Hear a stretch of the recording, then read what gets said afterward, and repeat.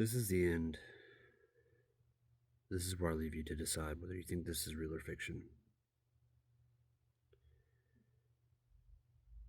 As I stood there on the staircase, and I watched my buddy get drug off, the spool of fuse cord was just laying at the base of the stairs.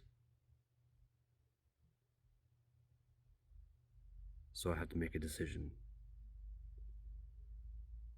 I run down the stairs. I grab the fuse cord spool, and I pick it up and I start spooling. Weapon just hanging in front of me.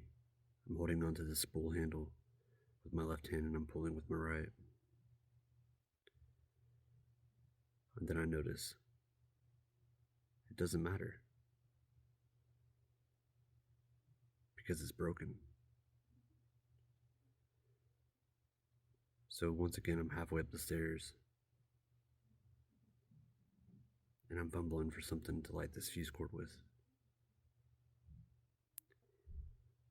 And I hear this clicking sound, like somebody tapping their nails on a desk, but louder. And it's getting closer and closer. So I run down the stairs, and about 20 feet away is this creature with the long spindly arms and the big bulbous head. I fire 4 clean shots, center mass. I know I hit him. So I do what's called a failure drill, which is 2 in the chest, 1 in the head, and the creature stumbles backwards. I can see a tracer round in its forehead, still burning.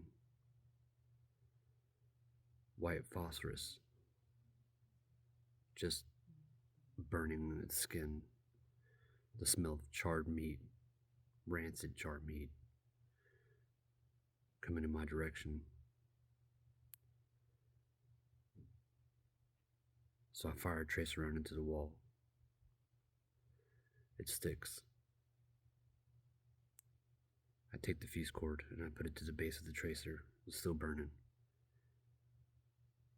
And the fuse cord starts burning. I don't turn around. I walk carefully backwards, feeling my way up the stairs. Because the last thing I want to do is trigger a predator instinct to chase its prey.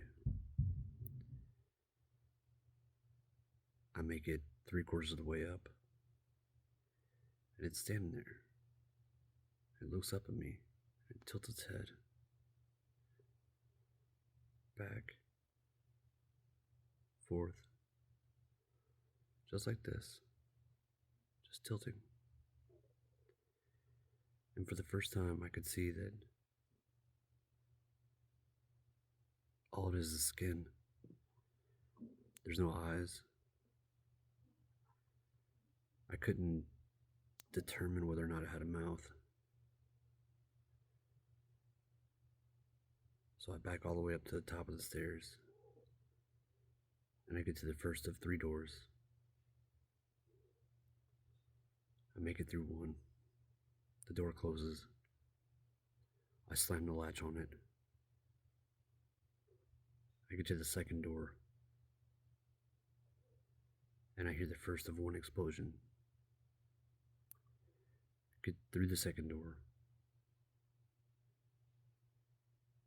and I make it to the first door. And once I make it through the first door, I'm running up these stairs as fast as I can. I'm breathless, sweating. I don't have time to be shaky or scared, but I run as hard and as fast as I can. And it feels like forever. My lungs are on fire. I'm pouring sweat. I reach up to my chin strap and I unclip my helmet and throw it off. I don't have time for it. I get to the top of the stairs, and this door opens differently. Instead of opening out to the left, it opens up and to the right. And it's heavy. So incredibly heavy. And I remember barely squeezing my body through. And then it slammed shut. And the bright sun was shining so hot and so hard. All I could think of was, I'm out of there. I'm out of there. And then I heard it, a low thump. Thump. Then it started coming in rapid succession. Thump, thump. Just back to back. And at first I thought it was the creature, or man, or whatever it was, beating on this door, but you could see the sand with each thump vibrate. And then I realized it's the debt charges. Every detonation sequence is going off back to back. So I started running. Didn't matter which direction, just ran. And I stopped running when the sand stopped vibrating. And then all of a sudden, out of nowhere, there was an earthquake. And the sand around me started collapsing like a sinkhole. So I'm moving as fast as I can. It's like I'm swimming through a waterfall, trying to stay up, but I just can't. I'm going and going and going. And I finally just stop. And I stand up, half covered in sand, spitting. I got sand in my eyes, sand in my mouth.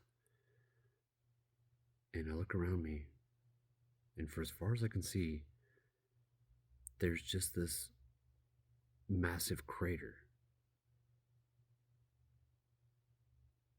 And all I can think to myself is, I made it.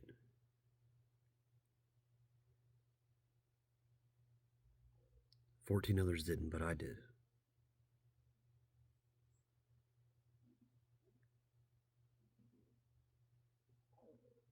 I don't know what happened down there. But I do know that if that creature's still out there, it's looking for me. And when it finds me, I'm gone forever. When I reported back to my officers above me, and I told them what happened, they told me they didn't know what they were talking about. They had me listed as AWOL for 48 hours. Told my commanding officer that I had abandoned and I was charged with dereliction of duty. That I left a post that I was supposed to guard.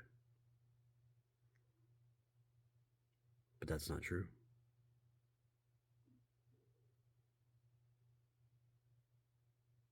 That's not true.